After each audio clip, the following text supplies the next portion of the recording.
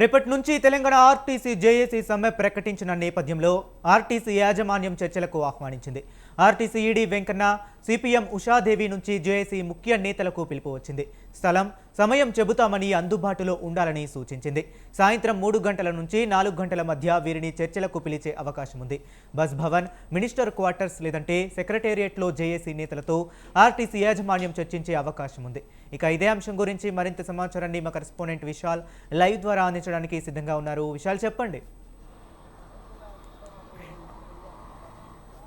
Right Harish, తెలంగాణలో రేపటి నుంచి ఆర్టీసీ బస్సులు రోడ్డు ఎక్కుతాయా లేదా డిపోలకే పరిమితం అవుతాయా అనేది ఈ సాయంత్రం జరిగే చర్చల ద్వారా ఒక స్పష్టత వస్తుంది.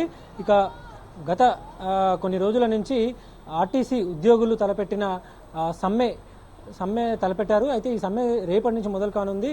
అయితే మార్చి 13న మొట్టమొదటిసారి ఆర్టీసీ జేఏసీ నాయకులు ప్రభుత్వానికి సమ్మె నోటీస్ ఇచ్చారు.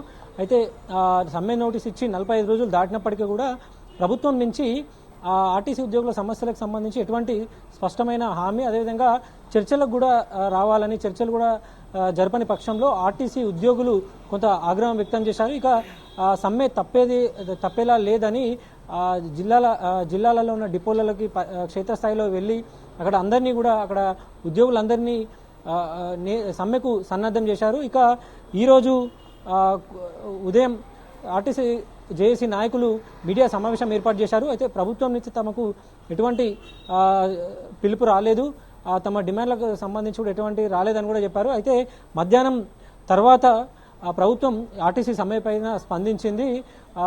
ఆర్టీసీ ఉద్యోగుల సమస్యలు పరిష్కరించడానికి సీనియర్ ఐఏఎస్ ఆఫీసర్లతోటి ఒక కమిటీని ఏర్పాటు చేసింది. ఈ కమిటీలో రోడ్లు రహదారుల ప్రత్యేక ప్రధాన కార్యదర్శిగా ఉన్న ఐఏఎస్ ఆఫీసర్ వికాస్ రాజ్ చైర్మన్గా, అదేవిధంగా మరో 2 సభ్యులు senior IAS officer Sandeep Sultania, అదేవిధంగా సీనియర్ ఐఏఎస్ ఆఫీసర్ దానకిషోర్, మరొక కన్వీనర్, అదేవిధంగా సభ్యుడిగా ఆర్టీసీ ఎండీ నాగిరెడ్డి, అంటే మొత్తం 4తో కూడిన ఒక కమిటీని ప్రభుత్వం ఏర్పాటు చేసింది. ఈ కమిటీతోటే మరికాసేపట్లో సచివాలయం లోపల ఆర్టీసీ ఉద్యోగుల జేఏసీ నాయకులు, అదేవిధంగా ఈ కమిటీ ఇద్దరు సమావేశం కానున్నారు. ఈ సమావేశంలో ఆర్టీసీ ఉద్యోగుల సమస్యల మీద ప్రధానంగా చర్చ జరగనుంది. ఒకవేళ ఈ చర్చలు సఫలమైతే రేపటి నుంచి ఆర్టీసీ ఉద్యోగులు తలపెట్టిన సమ్మె అనేది ఉండదు. ఒకవేళ చర్చలు విఫలమైతే మాత్రం ఆర్టీసీ నిరవధిక సమ్మె కొనసాగుతుంది. బస్సులన్నీ కూడా డిపోలకే పరిమితం కానున్నాయి. ముఖ్యంగా గత కొన్ని రోజులుగా ఈ డిమాండ్ల కోసం ఆర్టీసీ ఉద్యోగులు రోడ్డెక్కి నిరసన తెలుపుతున్నప్పటికీ ప్రభుత్వం నుంచి సరైన స్పష్టత రాలేదని వాళ్ళు చెప్తూ వచ్చారు. అయితే ఆర్టీసీ ఉద్యోగులు ప్రధానంగా ఒక 12 డిమాండ్లను ప్రధానంగా ప్రభుత్వం ముందుంచారు. అందులో కొన్ని ప్రధానంగా చూసుకుంటే ఆర్టీసీ ఉద్యోగులను ప్రభుత్వంలో విలీనం చేయాలని ప్రధానంగా మొదటి డిమాండ్ అది ఉంది.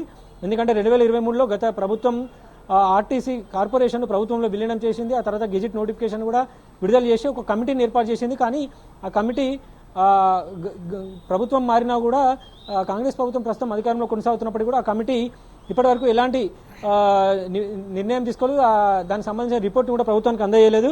ఆ తర్వాత 2021 పిఆర్సీ ఇవ్వాలని, రెగ్యులర్గా మహాలక్ష్మి పథకం కింద రెగ్యులర్గా ఆర్టీసీకి డబ్బులు చెల్లించాలి, కారుణ్య నియామకాల కింద రెగ్యులర్గా ఉద్యోగాలను పర్మనెంట్ భర్తీ చేయాలి, ముఖ్యంగా ఎలక్ట్రిక్ బస్సులను ప్రభుత్వమే స్వయంగా కొనాలని ఆర్టీసీ ఉద్యోగులు డిమాండ్ చేస్తున్నారు. ఎందుకంటే ఎలక్ట్రిక్ బస్సులు ప్రైవేటు సంస్థలకి ఆర్డర్స్ ఇవ్వడం ద్వారా, ప్రైవేటు సంస్థలు ఎలక్ట్రిక్ బస్సులు కొనడం ద్వారా హైదరాబాద్లో ఉన్న డిపోలు, అదేవిధంగా తెలంగాణలో డిపోలు అన్నీ కూడా పరం అయిపోతున్నాయి. ప్రైవేటీకరణ దిశగా ఆర్టీసీ వెళ్తుందని కూడా వాళ్ళు ఆవేదన వ్యక్తం చేస్తూ వచ్చారు. ఇక వీటితో పాటు మహిళల భద్రత, ఉద్యోగుల భద్రతకు సంబంధించి కూడా ప్రభుత్వం ఒక భరోసా ఇవ్వాలని కూడా కోరుతూ వచ్చారు.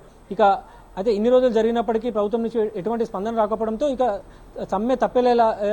సమ్మె అనివార్యం అని కూడా అనుకున్నాం. కానీ ప్రభుత్వం స్పందించి చర్చలకు పిలిచింది. కాబట్టి ఈ చర్చల్లో ప్రభుత్వం నుంచి అంటే ఉన్న పలంగా ఈ డిమాండ్లన్నిటికీ సానుకూలంగా స్పందన వచ్చినా రాకపోయినా ఒక భరోసా ప్రభుత్వం నుంచి కనుక వస్తే ఆర్టీసీ ఉద్యోగ నాయకుల జేఏసీ కొంచెం ఆలోచించి సమ్మెను విరమింపజేసుకునే అవకాశాలు ఎక్కువగా కనిపిస్తున్నాయి. అయితే ఆ భరోసా ఇవ్వడంలో ఏదైనా కొంత అంతరాయం ఏర్పడితే మాత్రం సమ్మె రేపటి నుంచి యథావిధిగా కొనసాగుతుంది. ముఖ్యంగా ఆ ప్రభుత్వం కూడా అంటే పొన్నం ప్రభాకర్ ఎప్పుడైతే ఈ సమ్మె ప్రకటన వచ్చినప్పటి నుంచి కూడా రవాణా శాఖ మంత్రిగా ఉన్న పొన్నం ప్రభాకర్ ఒకసారి మీడియాతో మాట్లాడారు. ముఖ్యంగా పీఆర్సీతో పాటు కొన్ని డిమాండ్లకు సంబంధించి సానుకూలంగా ఉన్నాము. అయితే ప్రభుత్వంలో ఆర్టీసీ విలీనం, యూనియన్లను పునరుద్ధరించడం అంటే యూనియన్లని గుర్తించి వాళ్ళకి ఎలక్షన్స్ నిర్వహించడం వీటికి సంబంధించి ప్రభుత్వం పరిశీలన ఉంది. ఆ పరిశీలన తర్వాత అంటే పరిశీలన కమిటీ ఇచ్చిన రిపోర్ట్ ఆధారంగా దాని మీద నిర్ణయం తీసుకుంటుంది ప్రభుత్వం అని కూడా పొన్నం ప్రభాకర్ తెలిపారు. అయితే ప్రధానంగా వీళ్ళు ఆర్టీసీ ఉద్యోగ నాయకుల జేఏసీ కూడా కోరుతుంది ఏంటంటే ప్రభుత్వం ఆర్టీసీలో విలీనం చేయాల్సిందే, అదేవిధంగా యూనియన్లకు కూడా ఎన్నికలు నిర్వహించాల్సిందే. ఈ రెండు అంశాల మీద అటు ఆర్టీసీ ఉద్యోగుల నాయకులు కూడా తమ పట్టును వీడట్లేదు. అంటే ఇప్పుడు కాకపోతే తర్వాత మళ్ళీ ఎప్పుడు కూడా పోరాడిన ప్రభుత్వం నుంచి సానుకూల స్పందన రాకపోవచ్చు, ఉద్యోగుల్లో నమ్మకం అనేది పోతుంది ఈ ఉద్యమాల మీద అని కూడా ఆర్టీసీ జేఏసీ నాయకులు భావిస్తున్నారు. ఎందుకంటే గత ఏడాది ఇలాగే ప్రభుత్వానికి సమ్మె నోటీస్ ఇచ్చి ఇంకా 2 రోజులలో సమ్మె మొదలవుతున్న సమయంలో ప్రభుత్వం చర్చలు జరిపి కొంత సమ్మె విరమింపజేసేలాగా చేసింది. అప్పుడే ఆపరేషన్ సింధూరు అంటే పాకిస్తాన్ ఇండియాకి యుద్ధ పరిణామాలు కొనసాగుతున్న సమయంలో ఇప్పుడు సమ్మెకి వెళ్తే కరెక్ట్ కాదని కూడా అప్పుడు జేఏసీ నాయకులు నిర్ణయం తీసుకుని సమ్మెను విరమింపజేసుకున్నారు. అయితే ఇప్పుడు జేఏసీ నాయకులు చెప్తున్న మాటల ప్రకారం ప్రభుత్వం తప్పకుండా ఒక భరోసానిస్తే ఆర్టీసీ జేఏసీ నాయకులు సమ్మెను విత్డ్రా చేసుకునే అవకాశాలు ఉన్నాయి. లేకపోతే రేపటి నుంచి యథావిధిగా సమ్మె కొనసాగుతుంది. ప్రస్తుతం మనం ఆర్టీసీ క్రాస్ రోడ్ దగ్గరనే ఉన్నాము. మన కొద్ది దూరంలోనే ఆర్టీసీ జేఏసీ నాయకులకు సంబంధించిన ఒక కార్యాలయం ఉంది. ఇక్కడి నుంచే మరి కాసేపట్లో వాళ్ళు సచివాలయంకి బయలుదేరనున్నారు. 5 గంటలకి సచివాలయంలో ప్రభుత్వం ఏర్పాటు చేసిన కమిటీతోటి చర్చలు మొదలు కానున్నాయి. Harish. Okay, right. Thank you Vishal.